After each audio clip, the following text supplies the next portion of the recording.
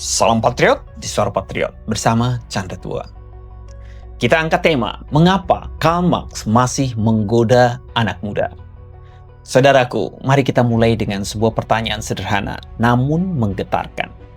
Mengapa di zaman modern yang serba canggih ini, anak-anak muda justru kembali mengagumi Karl Marx?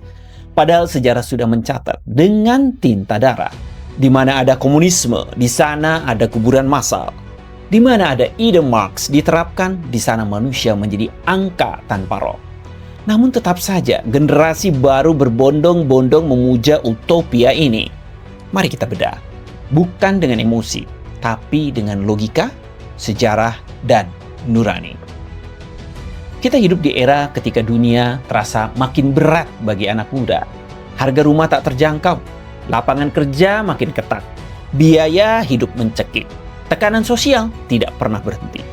Di tengah keputusasaan ini muncul tokoh-tokoh yang menawarkan jalan pintas. Karl Marx, sang pembawa dongeng manis, bahwa semua masalah hilang jika kelas kaya dihancurkan. Bahwa dunia akan sempurna jika negara mengatur segalanya. Bahwa semua manusia akan setara dan hidup bahagia. Siapa yang tak tergoda? Komunisme bukan sekedar teori.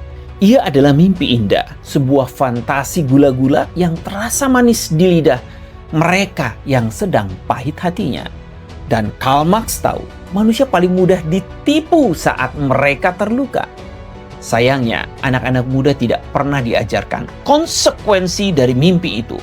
Mereka tidak lihat gulak, tidak lihat revolusi yang memakan anak-anaknya sendiri, tidak lihat lautan mayat di Kamboja. Tidak lihat rakyat China dipaksa makan kulit pohon saat mau menjalankan gerakan lompatan jauh ke depan. Tidak lihat bagaimana Korea Utara memuja pemimpin seperti dewa sementara rakyatnya kelaparan. Yang mereka lihat hanya video TikTok 15 detik tentang keadilan sosial. Yang mereka dengar hanya slogan Eat the Rich. Yang mereka pelajari di kampus adalah bagaimana Marx itu heroik, intelektual, revolusioner. Mereka tidak tahu bahwa Marx tidak pernah bekerja sedetik pun dalam hidupnya. Mereka tidak tahu bahwa Marx sendiri hidup dari uang Engels, seorang kapitalis kaya raya. Ironis? Ya. Tapi lebih ironis lagi saat anak muda memujanya seolah ia juru selamat.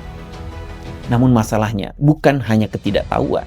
Masalahnya lebih dalam. Manusia memang punya kecenderungan memilih yang instan, yang manis, yang mudah, yang cepat, yang tak perlu bekerja keras, yang menjanjikan surga tanpa pengorbanan.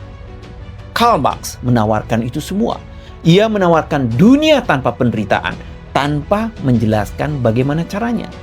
Ia menawarkan kesetaraan total dengan mengorbankan kebebasan total. Ia menawarkan keadilan dengan menghancurkan seluruh moralitas. Ia tidak menawarkan solusi, ia menawarkan kemarahan. Dan bagi anak muda yang kecewa, marah terasa seperti logika. Itulah jebakan. Mereka terseret bukan karena paham, tapi karena perasaan. Mereka tergoda bukan karena mengerti sejarah, tapi karena tidak pernah diajarkan sejarah yang sebenarnya. Dan lebih dalam lagi, mereka terseret karena dunia modern telah mencabut Tuhan dari hati mereka. Ketika manusia kehilangan fondasi moral, ketika iman melemah, ketika nilai-nilai luhur digantikan budaya instan, ketika yang terlihat dianggap satu-satunya kebenaran, ketika hidup hanya diukur dari materi, maka ideologi materialistik seperti komunisme akan terasa benar. Karena bagi jiwa yang kosong, suara kebohongan terdengar seperti kebenaran. Saudaraku, episode ini bukan untuk menghakimi anak muda. Mereka bukan musuh, mereka hanya generasi yang diserang dari segala arah.